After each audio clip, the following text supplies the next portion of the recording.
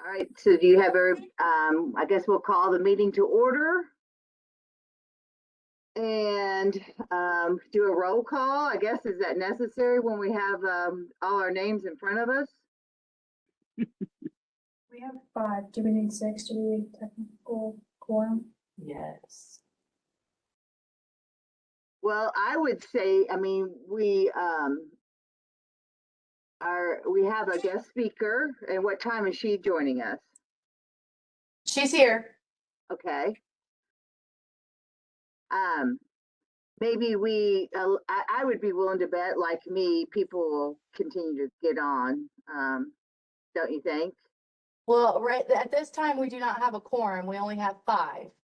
Or do you need a quorum to have the guest speaker who's given us her time to speak, or?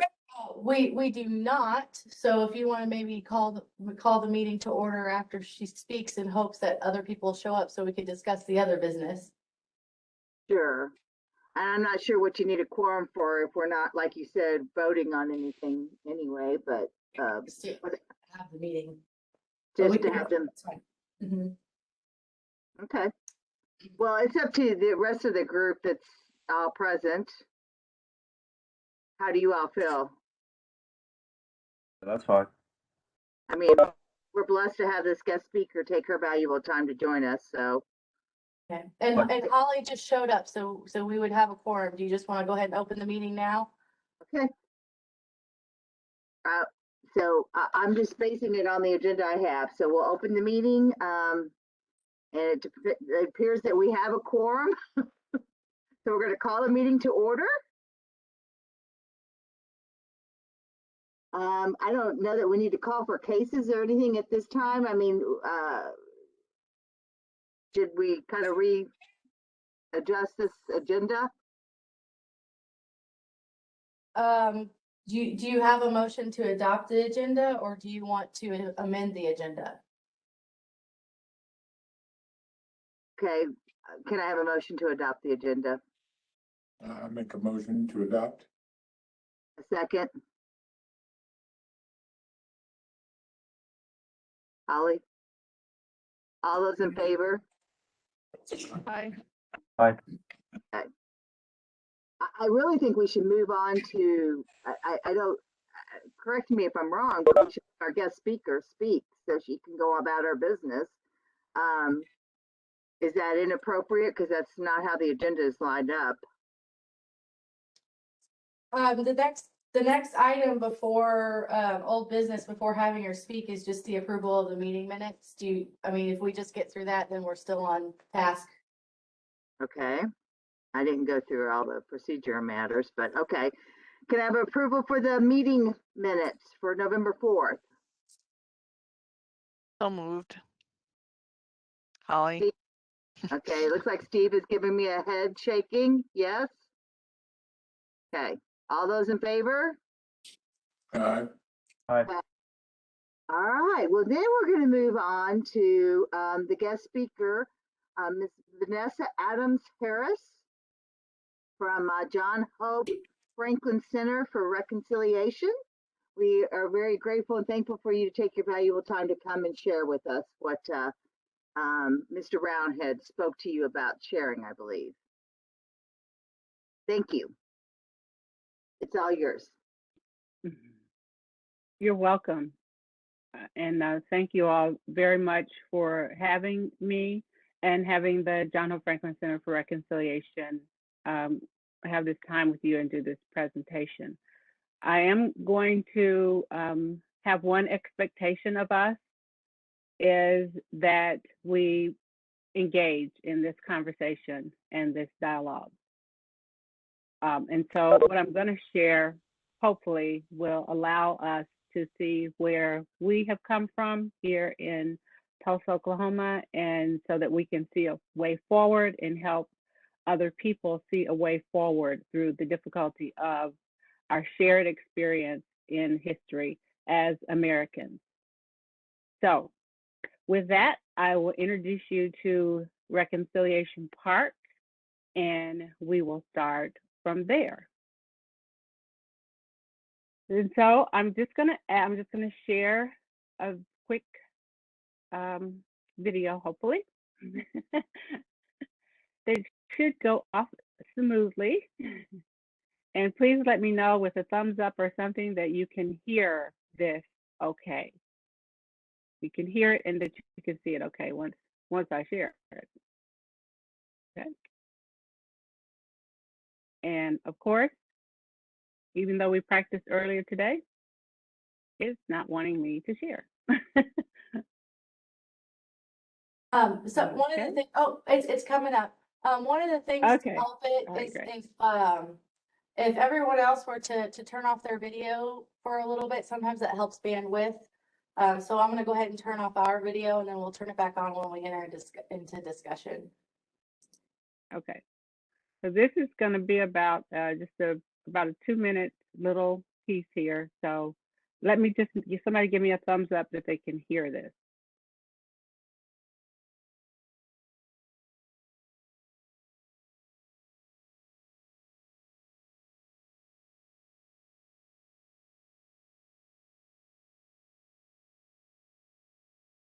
Can you hear that okay?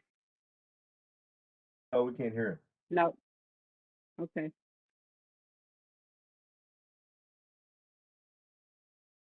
Okay. Let me go back here.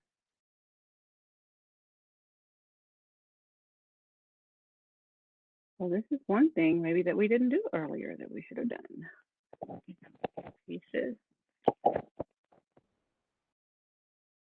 And I apologize for this.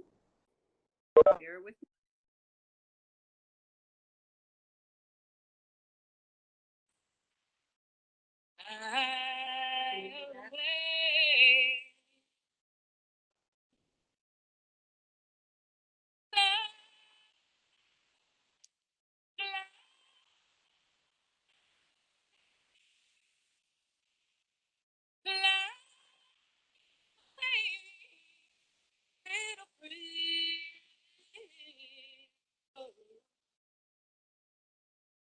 And pretty.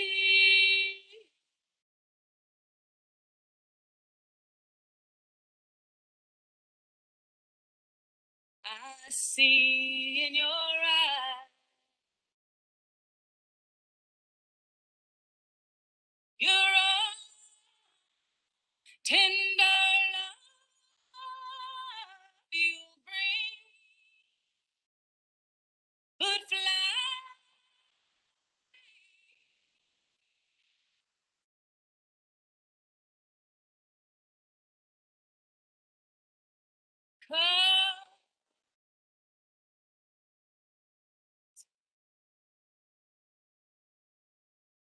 Love's on tender flame warm, and love's tender song you'll sing, would fly.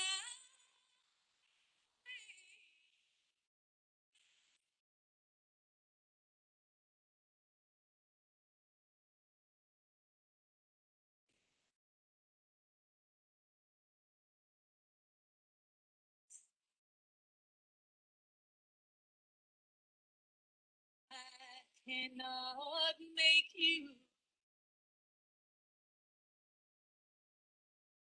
for love is such a delicate thing.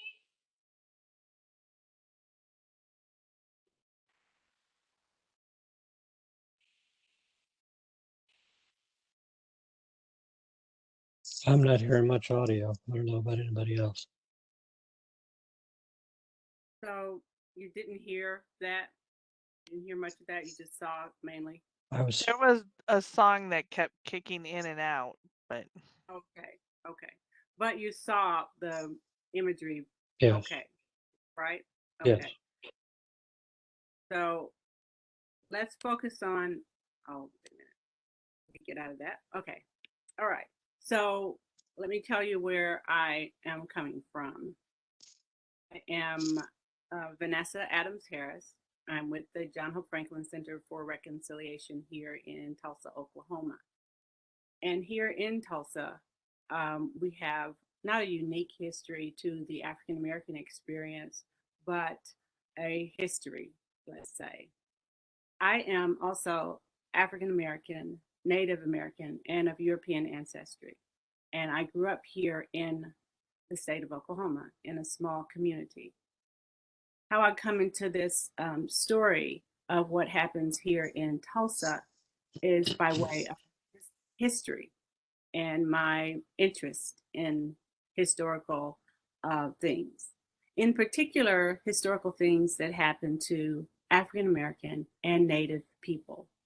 I grew up with knowing both sides of my family, of my history per se. In Tulsa, though, in 1921, a massacre happens to the African American community, against the African American community, rather, where this community that we know, as we know about many cities in the United States, practiced legal segregation.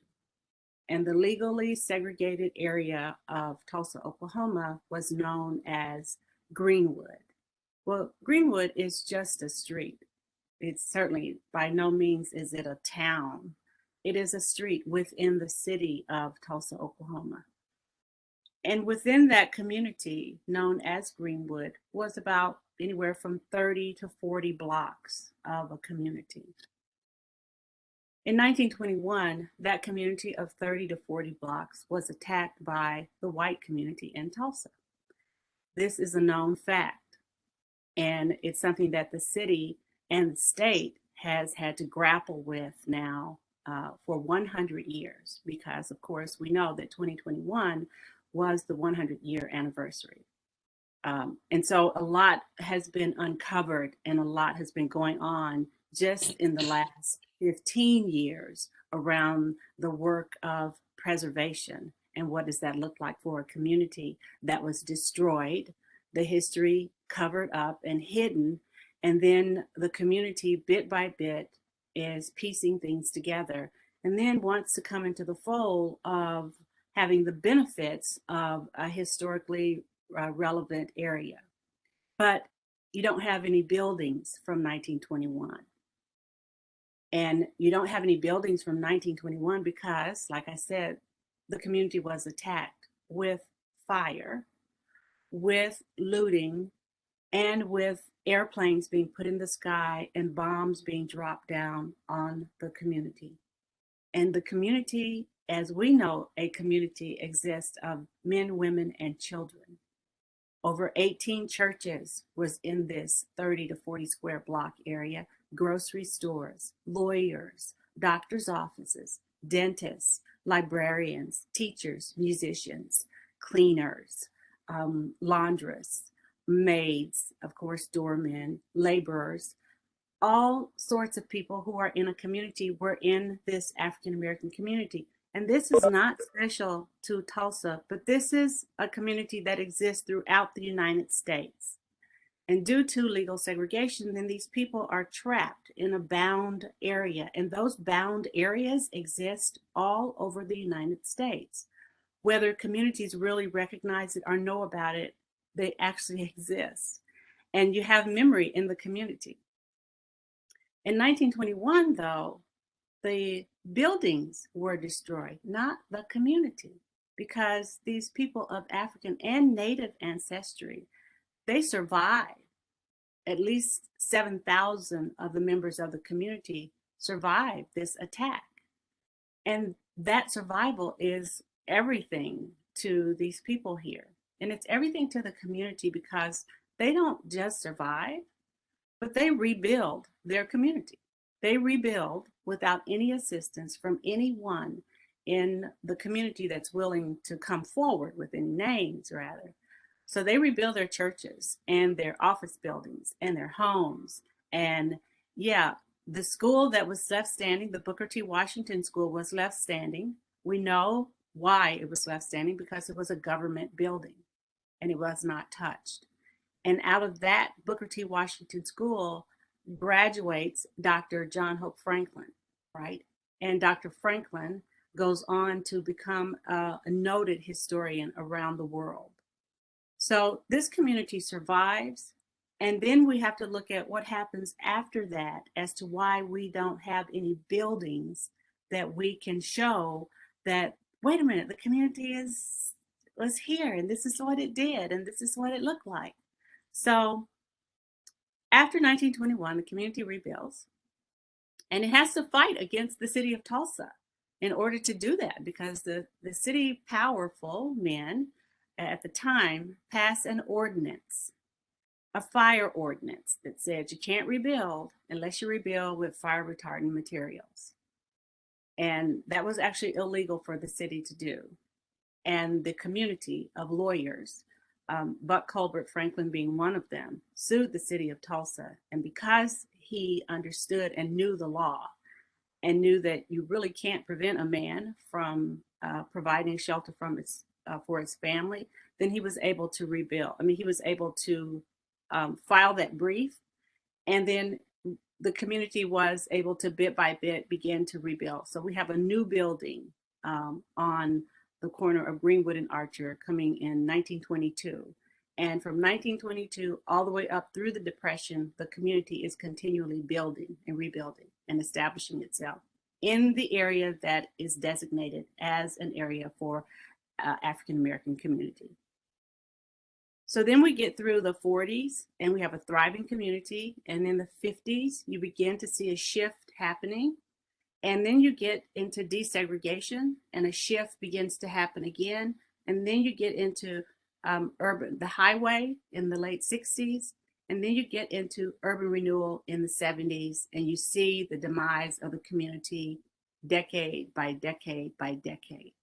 So that when we get to the table of understanding, now there are these tax credits for preservation purposes, the community is excited for one and then disappointed for another. Disappointed in the way that you can't really have a tax credit unless you have a building. And the building has to be, of significance, right? And so what does that look like for an African American community? And therein lie the rub, is what it looks like is very sad and it's very frustrating. And it's also, it also shows that how uneducated a city was to a certain sector of itself. And that sector generally is the African American community. So I'm going to share some actual slides with you this time, so we can kind of see what I'm talking about in relation to what this looks like for the community, how difficult this pill is to swallow. And let me find this slide that I'm looking for. I appreciate y'all's patience with me. It's when you have too many windows open on your little computer. And by all means, please, anyone, if you have any questions, please feel free to ask me any questions. The process that we experienced with the preservation work has been a little undaunting, to say the least. We started out, let me first give us a little more history here of an overview. So I'm going to share my screen now because I found it. Okay. And this has no sound. It's just going to be me talking, which I apologize for that. I hope the voice sounds okay. Okay.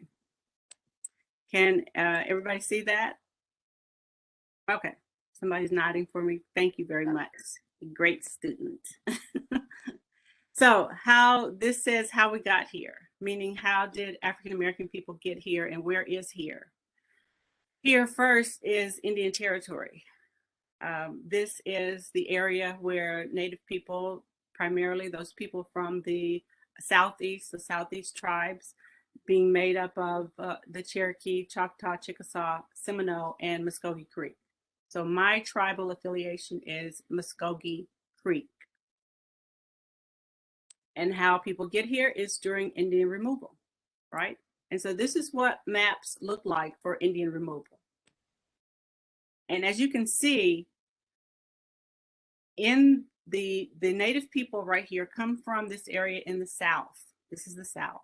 And you can see that Missouri is part of the Trail of Tears, which I'm sure you already knew that. And so who comes through on this trail are people of African descent too, because these 5 tribes practice the institution of slavery.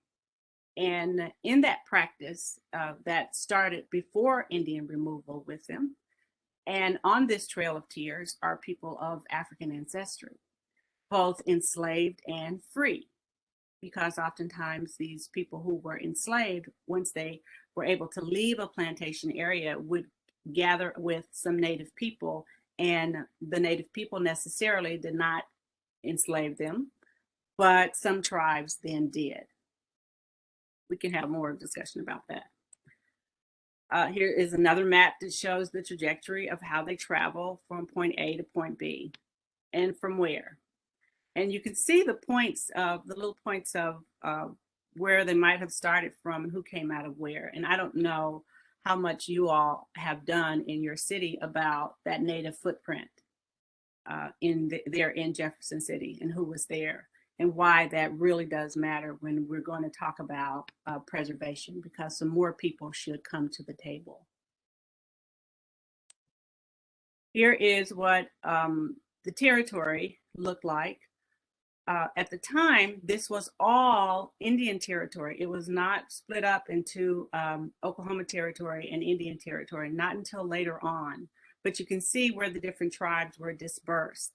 You can also see that there are some other tribes in here than the ones that I named. Well, Oklahoma now is home to over 39 federally recognized tribes. I know we thought we were going to be talking just about African American people, but we can see that when we talk about history and we do an overlay, right, and we start at the beginning of it, then we can see really how people kind of formed communities and how we came together. So when African American people came on the trail, and oftentimes coming from, this says Starksville, that's Starkville, Mississippi, coming from places to the western part of the United States, being at that time being just this Oklahoma Indian Territory area. They were leaving places that they were really unsafe, and coming into Indian Territory was about creating another space for them and setting up shop. Oklahoma was home to over 50 Black towns, right? And these Black town settlements, right, consisted of people who were both Native and African American.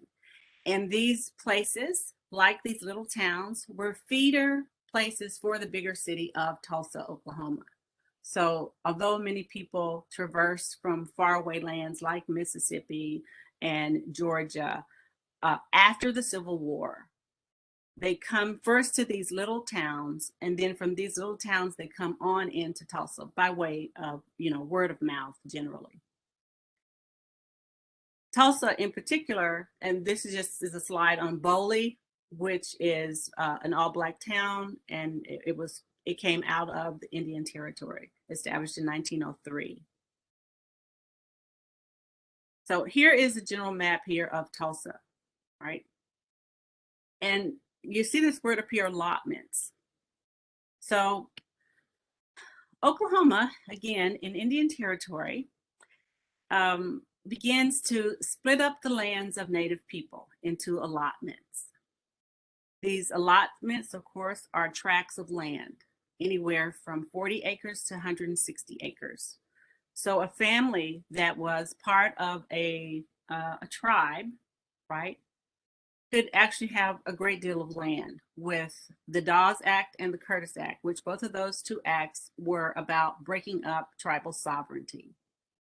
And how they did that was to split up the land in various chunks. Like I said, 40 80, 160, 240 acre chunks with families. And what that actually did was it allowed Native people to sell off their land. And if you don't have all the language of understanding the laws of the land, then if you're just a regular person that has maybe a third grade education, are you really going to be able to understand leases and be able to negotiate that? And so we see a lot of land we see a lot of abuse in this allotment period of time.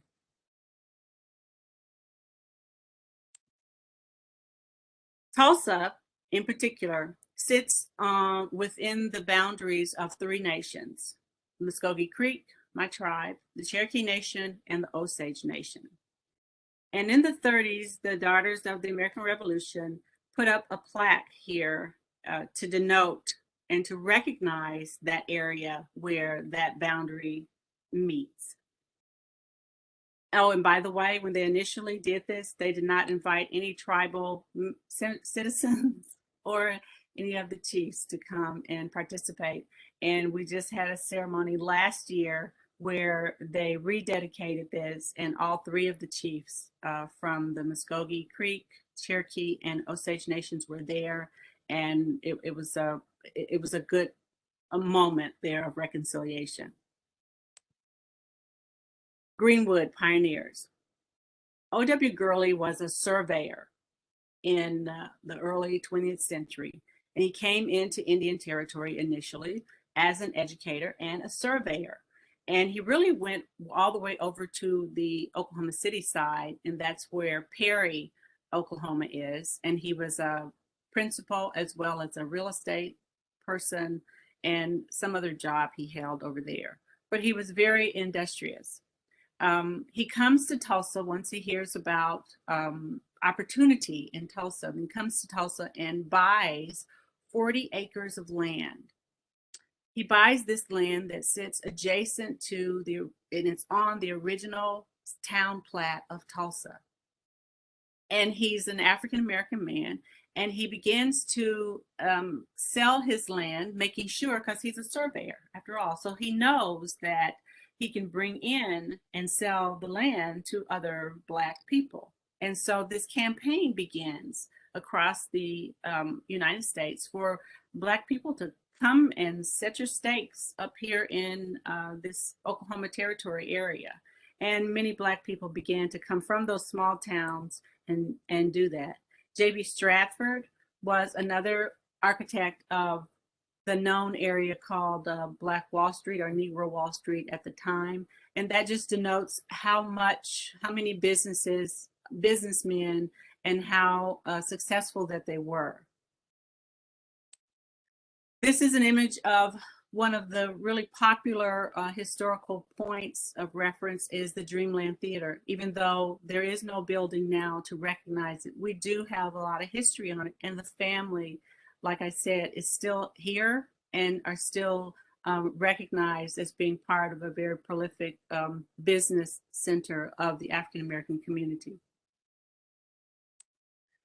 The Sanborn maps have been an instrumental,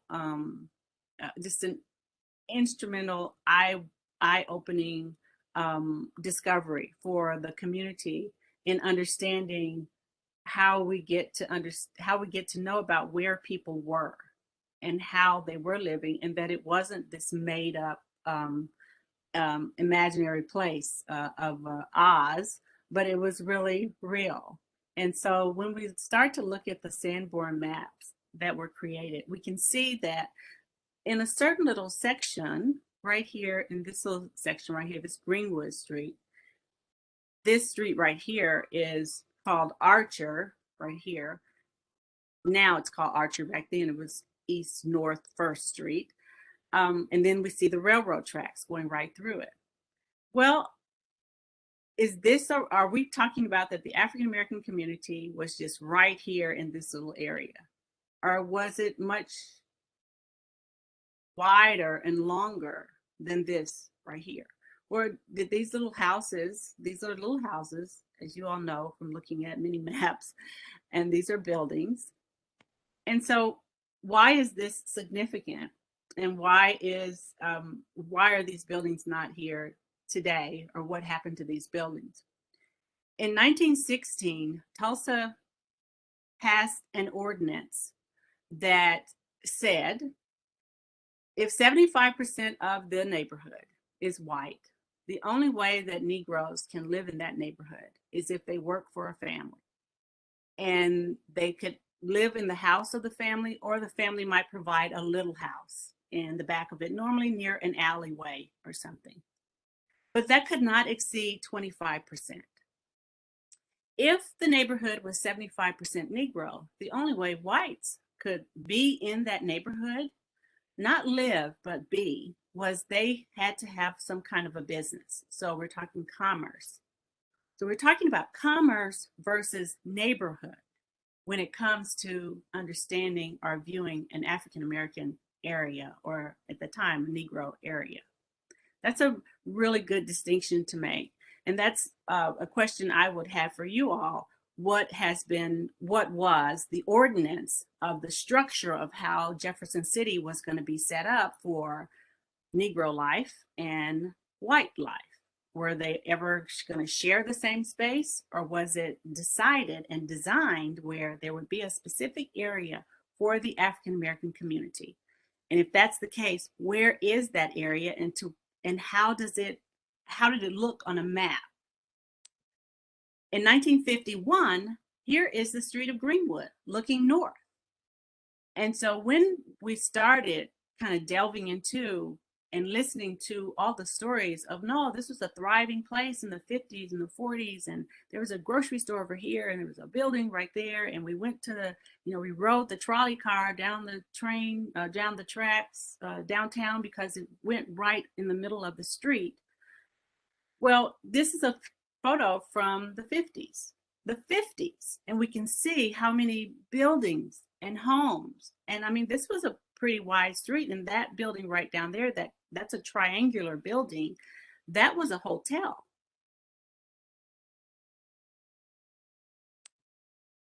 Then we see an aerial map from 1951, and this just shows that little portion of Greenwood and Archer, right? Those little buildings right here. And then we see these are all homes right through here. And there are a few churches right through here, but this area from this side, where this red line is, all the way to this street right here, all the way back 40 other blocks is the African American community. It was huge.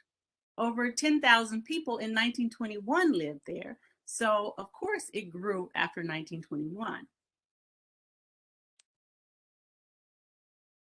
This is a map of in 1967. And so we can begin to see that there's an intrusion that happens from 51 to 67. Some buildings are missing right here. I'll go back. The 51 map shows some buildings right here. This is a whole neighborhood. And here is the Booker T. Washington School right here. The 67 map shows these buildings gone. These homes are still here.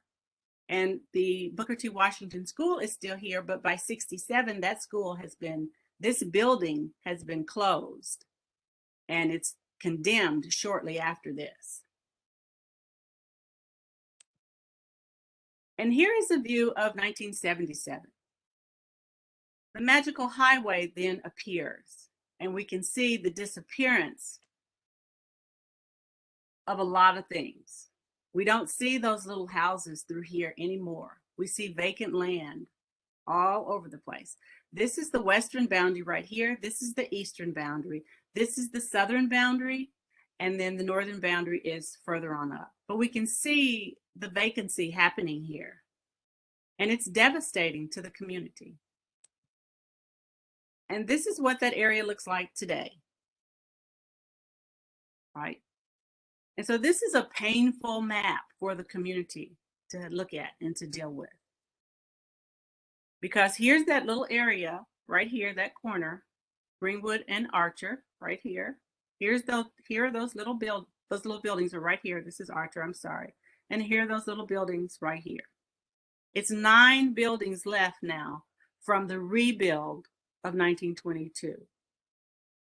Ms. Here- Harris, Yes.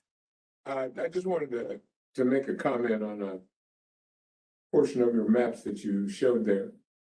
When you went back from Archer and you came forward to where you are right now, Uh-huh. I'm watching an identical pattern occur there that happened in Jefferson City. And I can't speak for any other communities around central Missouri, but I can address that in Jefferson City. And it was generally accepted that one of the main reasons for urban renewal was that this afforded lands to the local community of the cities to be able to put in major highways. Right. And Mr. Glover, if I could, we're gonna address that and go on through that, but just let me get through this portion of the map. Thank you. I just wanted to make a note. Okay, thank you, sir. Thank you very much. And as Mr. Glover noted, that this was this whole urban renewal plan we know now, and that's why we need to be talking about it more and more, because even though it was a plan to supposedly assist the community, that's not what it really did. It really destroyed the community, and we know from scholarship that's done over the years that this is what happened, and this is what the community said early on when they were attacked in 1921, that this was a design to steal the land. And today we know that that actually happened, because we have nothing that looks like the community that it was and how it started out. We can go to other parts of Tulsa and we can see homes and buildings still there. Greenwood has been one of the few streets in Tulsa that was changed, was the only street really that was changed during urban renewal. And it was changed, as you can see how it curves this way and it goes that way. My earlier pictures didn't show a curve like that. The earlier picture was just, this went straight on through. Where that triangular hotel sat in 51, in that 51 image would have been right here, would have been right here. And so this is how it looks today from a different vantage point. So this is what's called Standpipe Hill, right? OSU and Langston University now occupy where you see green roofs. That's all university. This is a historic church, Mount Zion Baptist Church, and then there's another one further over on Greenwood, Vernon AME Church. These are the only 2 entities that are owned by African American community people. Are the African American churches. All this other land is owned by the city of Tulsa and the universities. And that's been very painful for the community again. I'm going to stop sharing my screen here. So where are we now today here in Tulsa with the work of preservation, and why am I here? I'm here by invitation, of course, and I'm here because I have worked extensively with the preservation consultant, as well as with our SHPO office, as well as with our CLG, Tulsa Preservation Commission, which is a one office person, Dr. Malcolm Porter. And it has been a long, drawn out process, not easy at all, because we first had to get past the history of the massacre. And that came about by a survey that was completed in 2001. And Dr. Franklin led that with other scholars. And from there, from that 2001 survey that was done with the assistance of the governor of the state of Oklahoma at the time, Governor Keating, a Republican governor, was willing to kind of open up this Pandora's box for people to really begin to see.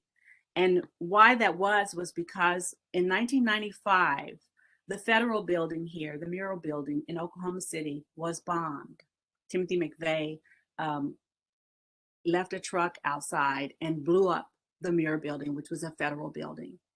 And as we got national attention on Oklahoma and that devastating terrorist attack, it was said over and over again, it's the worst attack on American soil. It's the worst act of domestic violence that we've ever encountered, and blah, blah, blah. Well, there were survivors living, and they spoke up and they said, that's not true. The worst attack on American soil was Americans against other Americans, and it happened in Tulsa in 1921. And because that was true, right, and you had lots of evidence to say that it was true, then the community began to work more diligently in bringing the history of that out. So in 2001, there was a survey done called the Tulsa Race Riot Commission survey. And basically, it laid out bit by bit what happened. And then it also denoted that there needed to be something significant to recognize this event. And that's how we get the John Hope Franklin Center for Reconciliation created. And Dr. Franklin consenting to give his name to a park, because one of the things that he touted was that everybody has a story, and every story should begin in a park. And when the story starts from a supposedly very painful existence of an act of violence, then the park is the perfect place to hold that type of a story, because you have all the elements around you, as you could see in the video. In our park, we have water, of course, we have the sky, we have flowers and grass and trees and all this stuff to begin to talk about the massacre.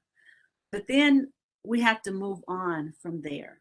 So in 2005, with the help of our senators, as well as our local congressmen and our counselors, the National Park Services was brought in to do a reconnaissance survey of the massacre. And that, of course, then opened up a whole other ball of wax, right? Because then we get really heavy and deep into the world of historic districts and preservation, and really understanding that the community didn't have any buildings, right? Didn't have any buildings left after urban renewal. It had plenty of buildings that we can see from the maps from the 50s on up into the 60s. But then when we get the highway smashed right over the center of what was a relevant area of the community, those buildings are gone. And what we have left today, like I said, are 9 brick buildings right there at the corner of Greenwood and Archer. And we have Mount Zion Baptist Church, which is on another street in the community, Elgin. Vernon AME, which is on Greenwood. And we have the Mabel B. Little Heritage House, which is also on Greenwood. And that's it. And so our district is a discontinuous district because of the church sitting over on Elgin, but knowing that this was the main area.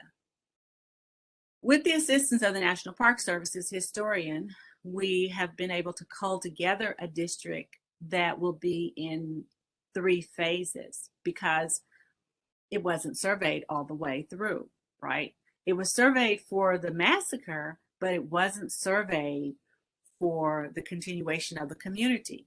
So we haven't done the work to show where the neighborhood is today and what was built from where it sits today on further north. And we're just now kind of starting that work. I just completed work on the nomination that has been submitted on the 27th of December. So we're in hopes that we will have a district, discontinuous as it looks, but it'll at least be acknowledging that this is the historic area that was known as the African American community's bound area, which is really important. And no, we don't have a lot of buildings represented, but there is a rich history of where those people lived and how they lived, both before statehood and on into the 20th century, on into and after legal segregation and desegregation of the schools.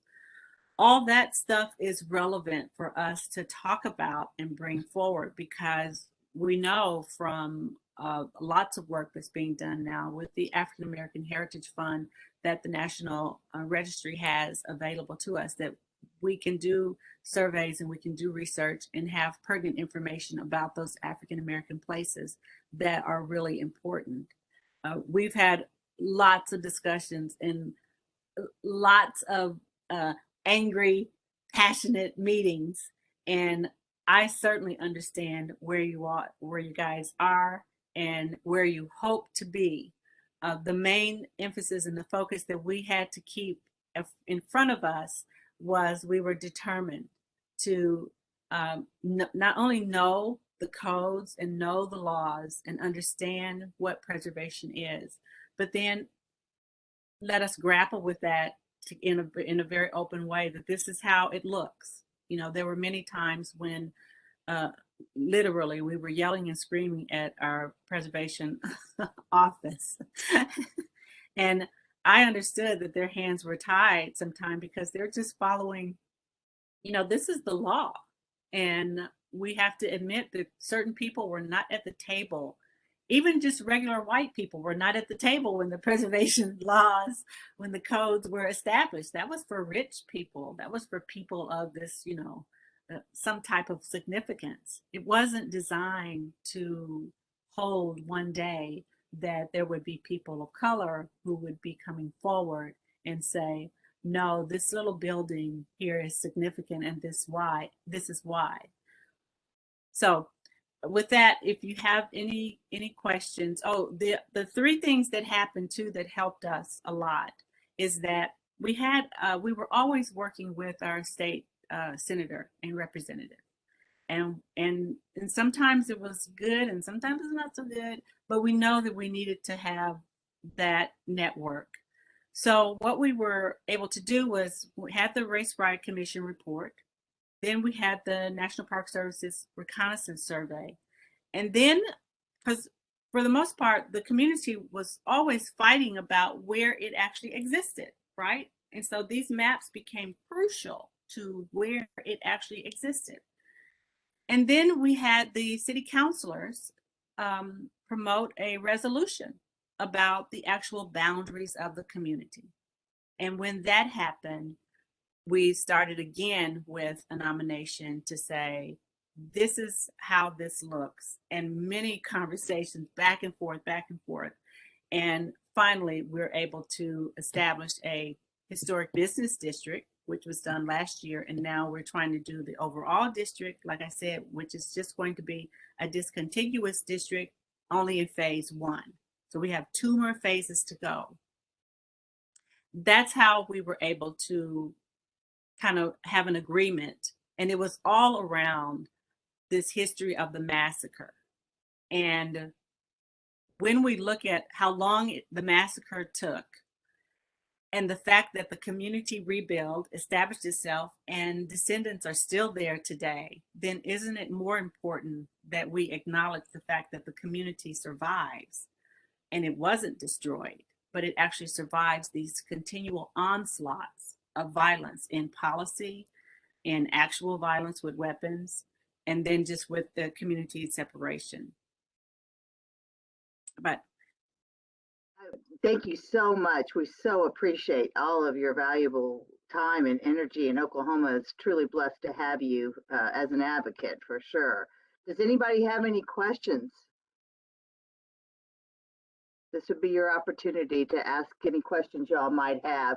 I mean, understand that we are actually the Code Revision Commission, so we're not implementing actual, we're just trying to assist in getting the code where people are able to do exactly what you've done in Oklahoma, and I commend you for all of your hard work. It takes a lot of conversation, and sometimes I know sometimes it sounds like you know we're just getting whipped over the head with the history over and over again, but we have to really kind of take into account that some things were done intentionally or unintentionally, but they were done. and we can't undo them, but how can we make a way forward, right? How can we make a way forward? Because I'll share my screen one more time, just to show you that this is what the community is left with. These little dots here represent the historic buildings that we have. These little dots. This is the church. These are the 9 buildings. This is the Church Vernon, and this is the Mabel B. Little Heritage House. And then this is Mount Zion Baptist Church. And so this is our district. This will be our district. It'll go around this building. It'll come over here and go around this house. It'll jump across the street and go to Vernon, and then it'll link Vernon to this. And this is very painful, very, very painful, because the community has memory of houses and homes being all on this vacant land. These parking lots, that's a whole neighborhood that used to be there. But how do you explain to the community that what are we going to do? How do we get something out of this? And it took us 15 years to get this, right? To settle with this. But we were able to stay at the table with the conversation. This is where the John Hope Franklin Park is, right here, the Reconciliation Park. So we're within the boundaries of the original Greenwood area, but we know this can't be part of the supposed historic district, because the historic district needs buildings, and we don't have a lot of buildings. So what does the city do? What the city has done here recently is they were supposed to put up markers to designate that you're coming into the Greenwood Historic District, because the city councilors passed a resolution in 2012 that designated that historic boundary. Okay, that's one way to do it. You can't, the coding depends on the law, and so how can you stay within the law of what Missouri has, as well as the, federal law? And that's what the conversation, I'm just throwing my 2 cents in. That's what the conversation should lend itself to, is how can we move forward with what we can do within this, our hands being tied by the law. Did I hear somebody else have a question? That's one of the things that I'm trying to develop through conversation here with this committee. And I think we have developed it somewhat, and correct me if I'm wrong, Rachel, but I mean, we have moved it, a vessel in which we can accomplish what you're trying to accomplish. For archaeology, yes. So our previous code did not have any, or our current code, I can't say previous, it's still standing code. Our current code does not have, it's only about built environment. It did not have anything for archaeology, prehistory, anything that's not a building. So one of the edits that we've made in our draft revision is that we will include archaeology and prehistory to have the ability to create a local historic district. Right. And so have you guys created and I'm just going to throw this out there. You didn't ask for my opinion, but it really helps to in finding a way forward to understand timelines that are needed, as well as what's the end product? What's going to be the end of this? Is there going to be some type of a memorialization of the area? Is there going to be some kind of a vision or a view of what the area looks like that was purportedly the African American community or lived environment? We know that if you don't own the land, then you can't just go and pop something on there. And so how do you see this traveling to an end point of what? And how can Mr. Glover and his community committee because it should be a committee of people that are doing this and not just one little person. And not that it is Mr. Glover, but is there a committee from both sides really designed to move this thing forward? Well, I thought that's what we had, but it was later discovered that we don't. And so I'm now trying to reconstitute those discussions with some resistance, I guess, and I'm going to stay steadfast. I think, as I was going to say, that with the mission of this committee, this is that opportunity for those dialogues to begin again, so that they can begin to restructure the ordinances so we don't come to this place again.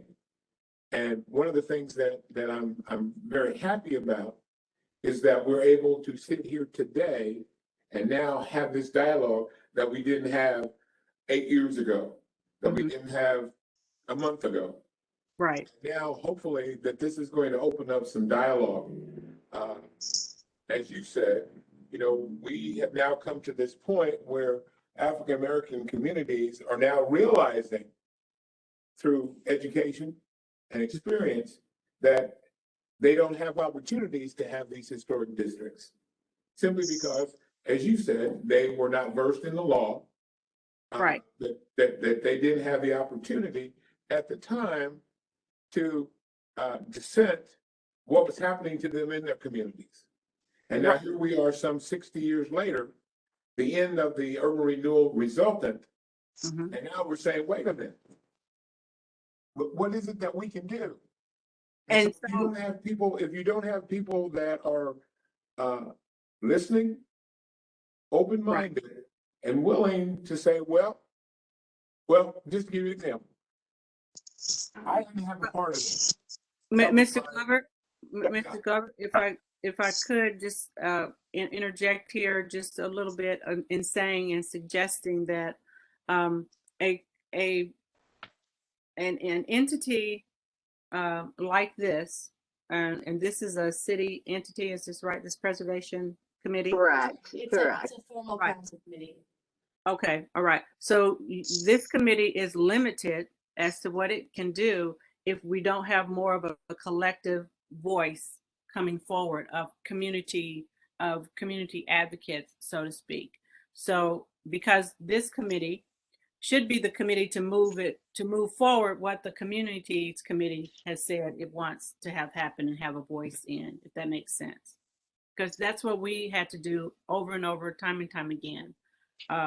We had to present and come to the table and be in conversation and dialogue on a community level, which was a mixed group of people in the community, right? And then when we come to these formal committees, like this is a formal committee to me, then we were able to have a more informed discussion with more bodies, so to speak, at the table, so that we can move and push something forward that's going to be beneficial for all of us when we walk away some years later, if we are walking away some years later, if that makes sense. So I know the frustration, believe me, that you all are encountering and that you're enduring. And I can only tell you that it's well worth the fight, and it's well worth the struggle to stay at the table and to know that your passion it does not go in vain, and that it is an educational process for all of us. It has been for us here. And now we have a SHPO office that has some new people in it. And those new people have current scholarship and working in from a different light with a different lens projected on. So it is a slow moving train, but it's well worth the struggle. So I just want to encourage you guys to remain at this table. Don't give up your struggle, because it is everybody there in Jefferson City. It is everybody's community, and everybody needs to know who was living there, what they did, what's the significance of that, the significance of their life, And if there's any way this committee can find a way forward through coding, because the code still has to fit the law. It still has to be under the governing law so that you all can, try to move forward with a more purposeful type of an existence here, and not kind of think that, oh, we always have to hear this all the time. We had to do that here. And like I said, Well, we thank you so much, and we sincerely appreciate your valuable time. We truly do, and I think one of the things this committee is going to have to discuss is the mission, as you have pointed out, and maybe like you also have suggested, some subcommittees that go out and do their work and bring what it is they're exactly wanting to the table. So, but if nobody else has any other questions, I think we have some other business we need to carry on to, and it is after 7 now, so we're going to be losing people. So I can't thank you enough. Is there anybody else that would like to thank her or give her kudos for all her hard work? You're welcome. And you have my information. If you need any other assistance or any information, anything that we can do here, please let us know, because we know that we're not in the boat alone. And that's one of the major things I think is important to remember, that somebody else has traversed this land, and we can kind of give you some guidance a little bit. But thank you all very much. Thank you. Thank you. Thank you. Appreciate you and your passion. Mm-hmm. All right. Bye-bye. Rachel, Yes. are you there? Yes, I am. Can you hear me? Okay. All right. Well, let's move on along here to the next item of agenda, which is new meeting schedules. I think that's going to be cause for a little discussion. What works for you all and your time? Rachel and I had visited earlier this week, and it would be nice to have the attorney there for discussions as such as we had at the last meeting we all were at the City Hall. To hear what is being discussed instead of her being, I guess, a messenger. And I don't know, Rachel, you want to take it from here? And there were some. Well, first, like a little backup. There's been, and actually, Mr. Brown came in. He's actually here at City Hall for better access, viewing the meeting. But he asked when he sat down, he said, "What's the mission of this group?" And that's about the third or fourth person that I've heard ask that. And I would like to reiterate it and then move into like how we do our schedule and time. The mission of this group is to review the existing codes with city ordinances related to historic preservation and make recommended updates or changes to the city council. So we are here to review the code and to make updates. Now that being said, because we're in this, and I think that the guest speaker was spot on. And it's because we're in the middle of this paradigm shift with historic preservation. So I think it does make it complicated for us, because it's not just about built environment anymore. There is a shift. So as we're reviewing our existing code, I don't want to use the existing code as just a template, but I want to make sure that people are also thinking along the way as we undergo this process. Are we being fair and equitable to all of our citizens within the city? And if we're not, is there a way that we could do better? So I think that's where, and I know, either from folks outright telling me that they're frustrated with this committee, or just, I feel it, I sense it in the air. It's because it's because we're in the middle of this shift. I don't think it's because of the group that we've got together or the personalities that are involved. I think it's because everybody has a different idea of what historic preservation should be. And on a local level, it is truly what we make it. So when we think about it, I want to review the code. We need to make sure it's updated, and we need to make sure it's functional, and we need to make sure that it's available to everyone. And we did, in our last meeting, we did open up to archaeology. If there's areas where we could do potentially more creatively, I don't want to put anybody's spot to say come up with it now, but just be thinking about it along the way, to make sure that we're trying to do the best we can with the resources that we've got. So that being said, that is the mission. Review the code, make recommended updated changes so we could present it to the council. If there are no updated changes, then we don't have to, we can just say everything looks good and move on. But we have the ability to update the ordinances that dictate what local preservation is. With that, I'm going to go ahead and share my screen. We updated the schedule, and we do want to talk about these things while also stay on schedule.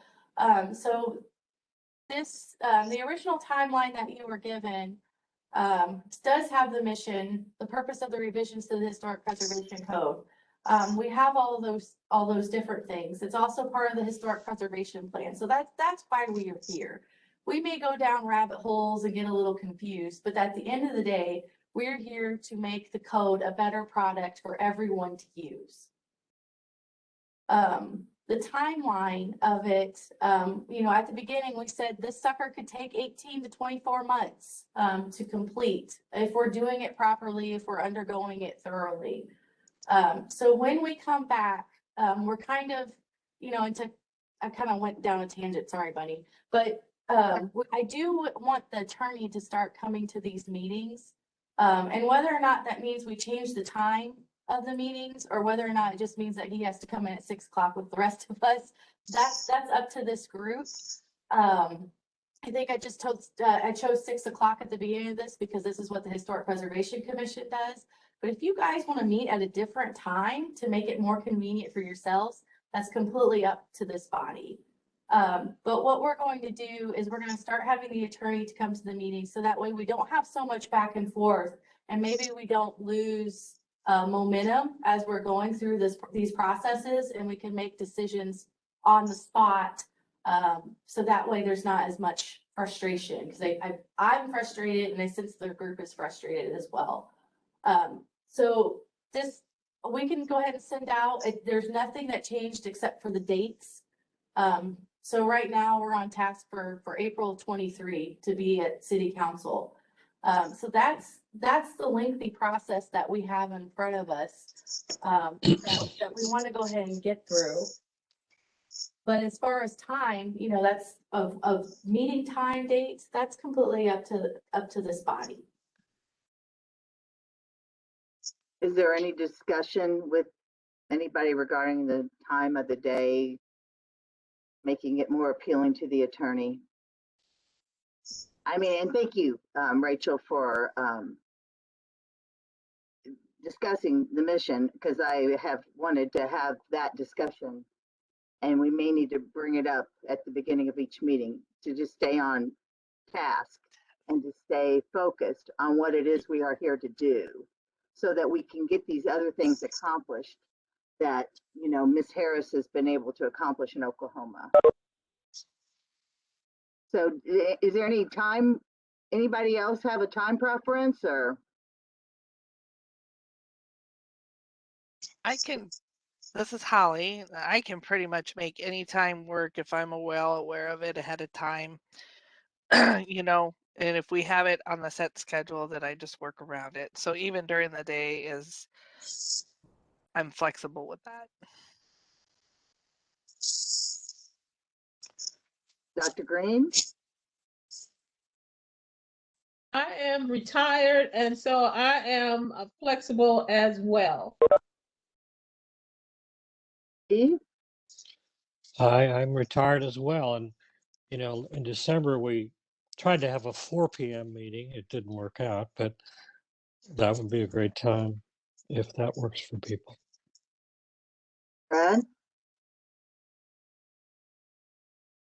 Brad?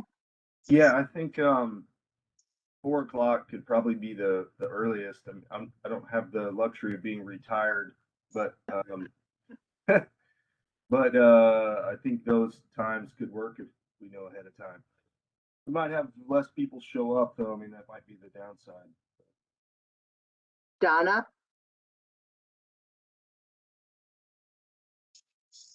Donna, are you there? I think she's having some audio issues. Well, I did reach out to Stacy Young because she wasn't able to be here, but she didn't respond. Donna says, can you tell them for me at 5 o'clock is better than 4? Is better because I can get away at 4, I think is what she's trying to say. She said get away, but I think she meant she can get away at 4. She can't get away at 4. 5 o'clock is better. She's texting me. Sorry. You're good.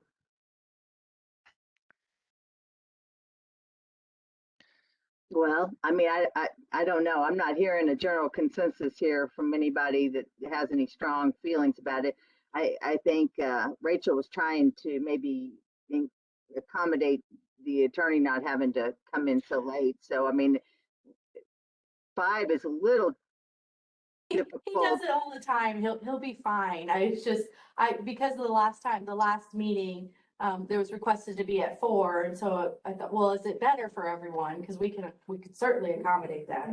And just like you all are a formal citizen body. If you wanted to make some changes to how you conduct business, that's completely up to you. So if you want to meet at a different time, a different date, that does not have to be run through me. That can go through you all. I don't know. Maybe would you all like if Carly could possibly send out I don't know 4:35 or 6 options and have people and just see what the general consensus is since we don't have everybody here. I don't care. I'll make whatever work whenever. 6 o'clock worked fine Okay. all of last year, and if it's just a matter of the attorney, he can adjust his hours and be with us. That's right. Just charge us. Send us the bill. All right. So is that what I'm hearing then? 6 o'clock, keep it with the 6 o'clock or? I mean, if we wanted to move it up just a little more than 5:30 maybe, but so we're not as late, but I mean. I'm with you. I don't know. I sit on P and Z that starts at 5:15, and it still can be a late night on occasion. But I just think moving it up a little bit wouldn't hurt the world. But I'm flexible regardless. Yeah, same here. Hey, Rachel, would we continue to have the virtual option for the meetings, or they be in person only? Well, we're trying to, the reason why this one was virtual, was because I thought we were gonna get weather. It was one of those things where I was like, well, most of our business is gonna be the presenter. So I just went ahead and called it without trying to, because we have to put everything out in 24 hours notice. So I didn't want to have an in-person meeting and then have to cancel it due to weather, but still have the potential to meet virtually. That would have been confusing for any folks from the public. So that's the reason why, I went ahead and pulled it, and then surprise, surprise, we get nothing. But from further on, it should be in person with the virtual option, because we've always provided a virtual option for everybody. And I think that's just the way moving forward for these meetings, unless you guys decide differently, because again, it's up to you.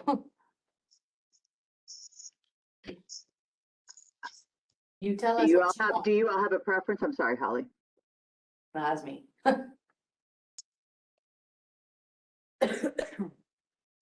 Holly, do you have a preference? Were you saying something? I just didn't hear. Sorry, I didn't realize I muted myself. I said, I think isn't there like some sort of city ordinance that we can't be completely virtual, only like once per quarter or something like that? We can. If it's a voting matter, everybody has to have their cameras turned on. You have to have your camera turned on when you vote. Huh. Okay. Well, I don't have a preference. I There mean, might be times like right now I'm not physically there in Jefferson City, so I couldn't physically be there, period. So having the virtual option is great, if I'm not there, or I don't want to expose people to something. That's the way the world is at this point. But, having the virtual option but being in person, I'm good with that. I think it's better conversation actually, but Well, why don't we just do that and maybe go with 5:30 if that helps folks who wanted a little bit earlier. Our meetings have not gone on terribly long, so I don't think it's a big deal, but if that helps, let's do it and go for it. so you're recommending, Steve, that we do a 5:30 meeting and offer the virtual if people are unable to attend, but probably encourage attendance if you're comfortable attending because it is better conversation. And I do agree with that wholeheartedly. Exactly. I agree. Donna agrees too. She said in the chat. Everybody else good with that plan? yep. You good with that, Yes. Rachel? Yes. All right. Is there any other discussion about the speakers? Anybody have anything they'd like to add, or did they? Okay. We're gonna keep them the first Thursday of the month, right? Is Just that at right? 5:30. Is that right, Rachel? Yes. As long as it's, unless you guys want to change it. Again, it's completely up to you. It's fine. Don't open that door. Yeah. Well, I mean, I have P and Z the second Thursday of each month, so I wouldn't, it's on Thursdays, you're limited. Which takes us to the next regular meeting scheduled for February 3rd at 5:30. And I will not be in town for that personally. So I'll get with Stacy and with you, Rachel, later. Okay. Monty, you asked a question. Let me ask you, what did you think of Ms. Harris's comments? Which comment? Any? I think about having subcommittee, and there's just lots of work that needs to be done to accomplish what I think I have felt you are definitely needing and wanting to accomplish, and I'm behind what your goal is, Mr. Glover, 120%. I'm just not sure that's this mission of this group. And that's where I think the struggles have been somewhat. But I would be happy to assist in a subcommittee that needs to go before the historical preservation, to accomplish whatever it is, that you're wanting, that you thought that this group would be able to get done for you. But I don't think that that's this group's mission. Well, my thought was when we were brought together that we were to review and to revise ordinances relevant to historic preservation. And had not the Lafayette Street issue been brought up, it wouldn't even been into the conversation. And so therefore, we wouldn't even have had Ms. Harris here. We wouldn't have known any direction that we would have taken. And so having said that, if we're going to be revising and making recommendations for historic preservation ordinances, as I've said before, it's always been my perception that this committee would make that recommendation for an ordinance so that when you have these subcommittees, you have an ordinance that would back that action up. Because as it is now, that's what happened previously, was that there was no ordinance, there was no insight, and so they let the Lafayette Street area be created. And then all of a sudden now, 8 years later, everybody's in amazement. Oh, well, I didn't know. Well, we didn't do that. Well, we didn't follow that. Well, it was because there was not an ordinance in place. Well, as Rachel pointed out earlier, we had agreed 2 months ago to make a recommendation for a code revision to the archaeology so that we can get accomplished what we do with the Lafayette Street, from my understanding. So we actually have addressed that, and I do appreciate you bringing it to us, but we have now gone down that avenue. Now what has to be done? I think Dr. Green had made some suggestions in meetings past as well. I don't know if you want to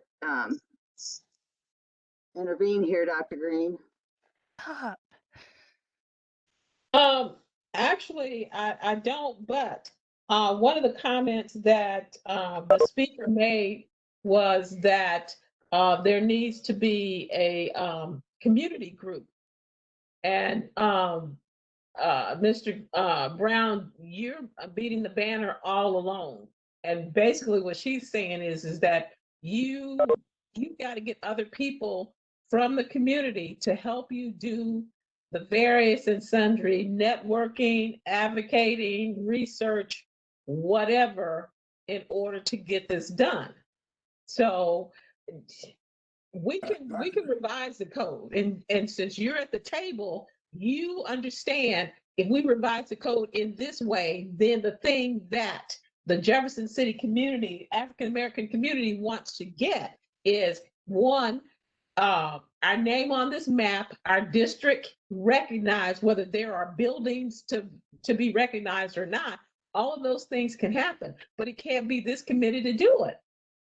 And that's what I heard her saying, is that you got to get a much larger group of people in order to do the various and sundry things you need to have done.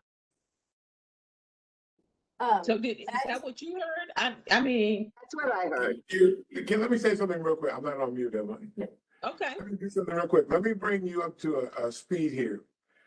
We founded the Historic Lafayette and Foot District Committee. We met regularly at the Coca-Cola plant. We had all facets of the Black community. We had the white community.